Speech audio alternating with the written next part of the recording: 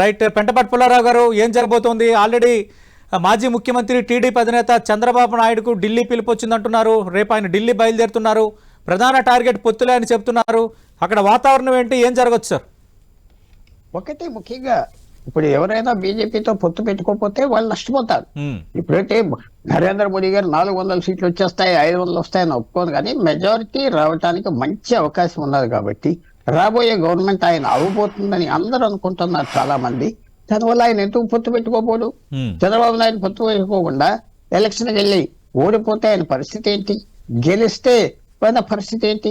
ఏం ఉపయోగం ఆయన గెలుపు? తప్పకుండా పొత్తు పెట్టుకుంటాడు. అదే బీజేపీ ఓడిపోతుంది, బీజేపీకి ఛాన్స్ ఏదంటే పొత్తు పెట్టుకోడు. ఎందుకంటే ఆయన ఏదో ఐదేళ్ళు పసిబిడ్డ కాదు, బాగా ముదరగా అన్ని నాలెడ్జ్ ఉన్న వ్యక్తి ఆయన.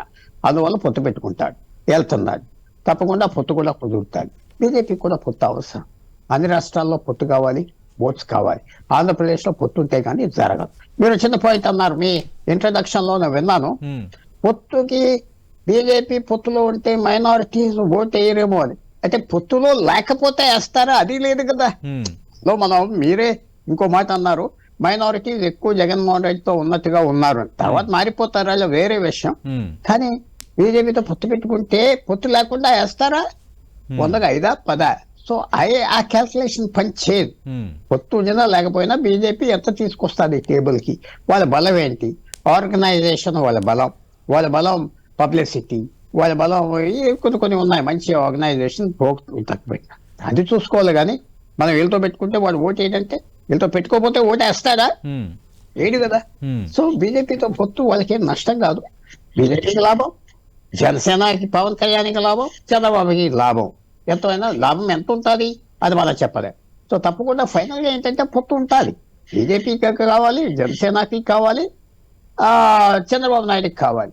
రాబోయే గవర్నమెంట్ ఆలది అని అందరూ చెప్తున్నారు. కాబట్టి ఎందుకు వదులుకుంటారు ఆ ఛాన్స్? పెంటపాటి పుల్లారావు గారు, మళ్ళీ భారతీయ జనతా పార్టీ అధికారంలోకి వస్తుందని అంచనాలోనే మళ్ళీ చంద్రబాబు నాయుడు పొత్తుకు సిద్ధమయ్యారు అని అంటున్నారు.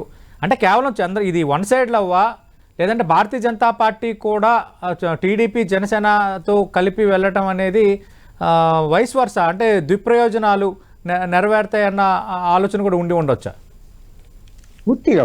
ఎందుకంటే ఈ పార్లమెంట్ సెషన్ అవేక ఇవన్నీ కూర్చుంటారు. పార్లమెంట్ సెషన్ వరకు వైఎస్ఆర్సీపీతో సంబంధాలు ఉన్నాయి, మంచి సంబంధాలు ఉన్నాయి, తప్పులేదు. 9వ తారీఖు అయిపోతుంది.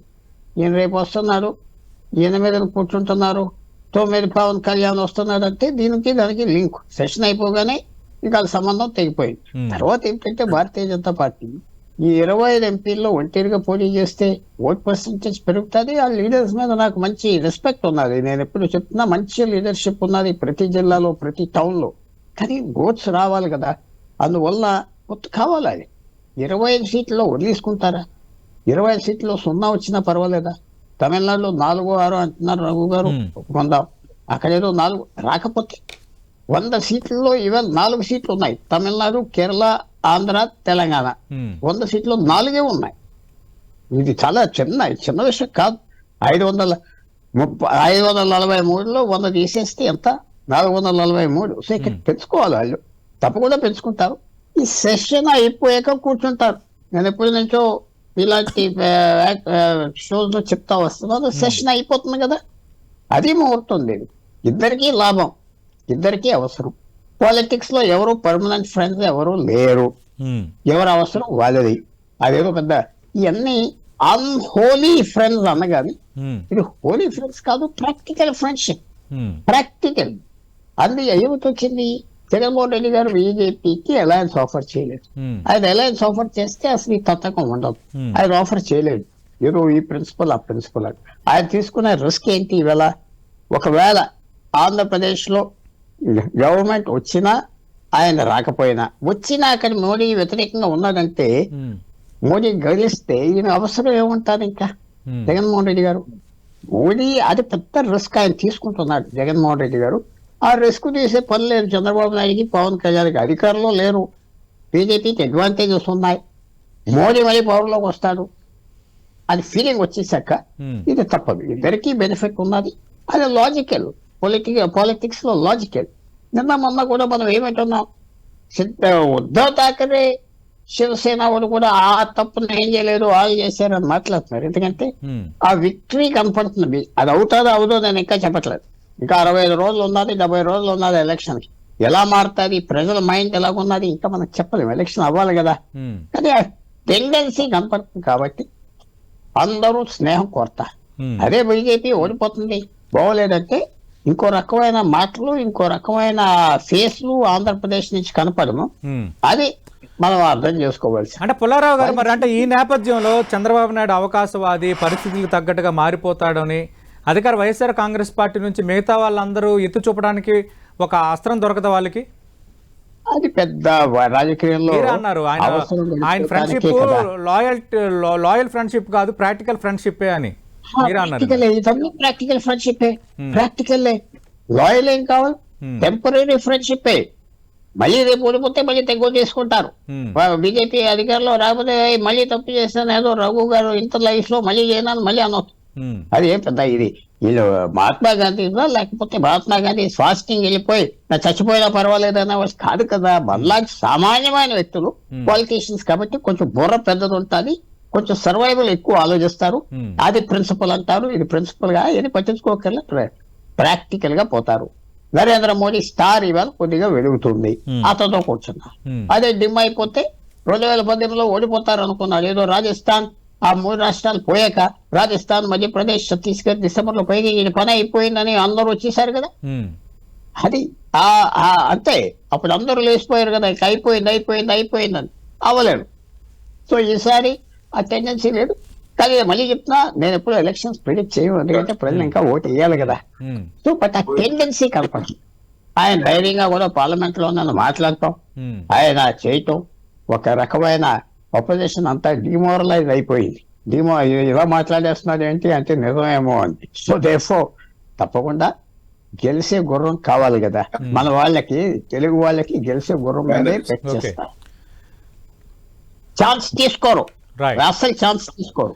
కంటపాటి పుల్లారావు గారు, ఒకవేళ ఇప్పుడు పొత్తు కుదిరి రేపొద్దున భారతీయ జనతా పార్టీ అధికారంలోకి వచ్చే వాతావరణమే క్రియేట్ అయితే భారతీయ జనతా పార్టీతో పాటు తెలుగుదేశం పార్టీ ఎంపీలు కూడా ఒక క్రేజ్ క్రియేట్ అవుతుంది.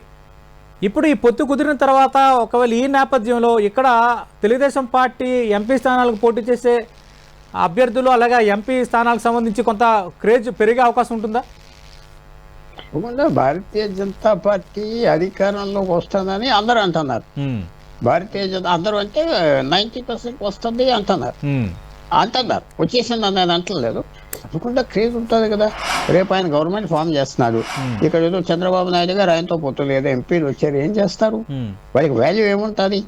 ఆయన అవసరం, నరేంద్ర మోడీ అవసరం ఎలక్షన్ ముందల పొత్తు పెట్టుకున్న వాడే స్నేహితుడు. టెంపరీ ఫ్రెండ్స్, తర్వాత వెళ్ళిపోతాడు. ఎలక్షన్ తర్వాత మీకు మెజారిటీ వచ్చాక మేము వస్తామండి అనేవి చాలా మందికి వాల్యూ లేదు. ఆయనకి ప్రీ పోల్ అలయన్స్ కావాలి. రేపు 272 సీట్లు రాకపోతే ప్రెసిడెంట్ దగ్గరికి వెళ్ళినప్పుడు నా అలయన్స్తో, స్నేహితులతో ఎంత వచ్చినందుకు ఉత్తరం ఇవ్వాలి. ప్రీ పోల్ అలయన్స్ ఉన్న వాల్యూ పోస్ట్ పోల్ అలయన్స్ లేదు. అంటే ఎలక్షన్ ముందల స్నేహం చాలా విలువైంది, ఎలక్షన్ తర్వాత స్నేహం అంత విలువ కాదు. అవన్నీ మామూలుగా సర్దుకోవటం. సో తప్పకుండా అది ఒక మేజర్గా నరేంద్ర మోడీ గారు ఇమేజ్ పెరిగింది. అదే నేను పెంచాను కాదు, అది పెరిగింది. జనరల్గా ఆయన చేసిన పనులకి, ఆయన ఇమేజ్ బిల్డింగ్, ఆయన ఇతర వాళ్ళు అపోజిషన్ కూడా సరిపడిపోవటం, ఇండియా అలయన్స్ అనుకోండి, ఎవరైనా అనుకోండి. సో తప్పకుండా ఆయన అధికారంలోకి వచ్చే దారి కనపడుతున్నప్పుడు ఎందుకు వదులుకుంటారు? ఫెయిలియర్తో ఎందుకు వెళ్తారు? తప్పకుండా వీళ్ళు ఎదురు చూస్తారు, కన్సెషన్స్ ఇస్తారు. వాళ్ళు పోటీ చేస్తే మా ప్రభుత్వం వస్తుందని చెప్తారు. జనరల్ గా క్రేజ్ వస్తుంది కదా, ఆ పార్టీ అధికారంలోకి వస్తుంది. తెలంగాణ ఫర్ ఎగ్జాంపుల్, ఈ సబ్జెక్ట్ కాకపోయినా తెలంగాణలో బీజేపీ ఏమంటారు? మా పార్టీ అధికారంలోకి వస్తుందంట. మరి కాంగ్రెస్ పార్టీ చెప్పలేరు కదా. ఎస్, రేవంత్ రెడ్డి చాలా పాపులర్ మ్యాన్.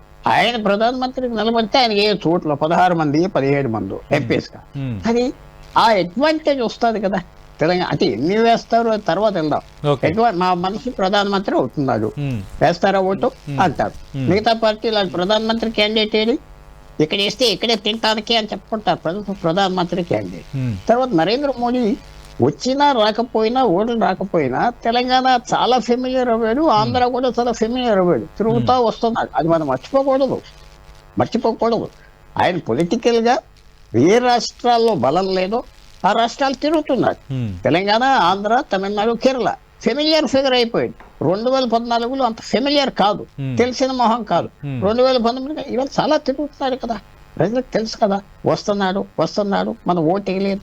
ఆ పబ్లిసిటీ, ఆ పని, ఆయన మాట తీరు అదంతా కొంచెం మైండ్లోకి ఎక్కింది. అంటే నేను ఓట్స్ ప్రెడిక్ట్ చేయట్లేదు సుమా, రఘు గారు చేసినట్టుగా. అది ఈస్ ద బెనిఫిట్, ఒక పాజిటివ్ వేర్ ఆయన మీద ఉన్నది సౌత్ లో. ఓటు వేయిన చోట ఈ 4 రాష్ట్రాల్లో ఉన్నది. దానికి ఏం కావాలి? అలయన్స్ కావాలి. తమిళనాడులో ఏడీఎంకే మళ్ళీ కలిస్తే బీజేపీ, ఆంధ్రాలో అలయన్స్ ఉంటే, తెలంగాణలో ఆ ఓట్స్ అనేది ఎంపీలుగా కన్వర్ట్ అవటానికి బీజేపీకి 25-30% ఓట్లు కావాలి. సో అది అడ్వాంటేజ్.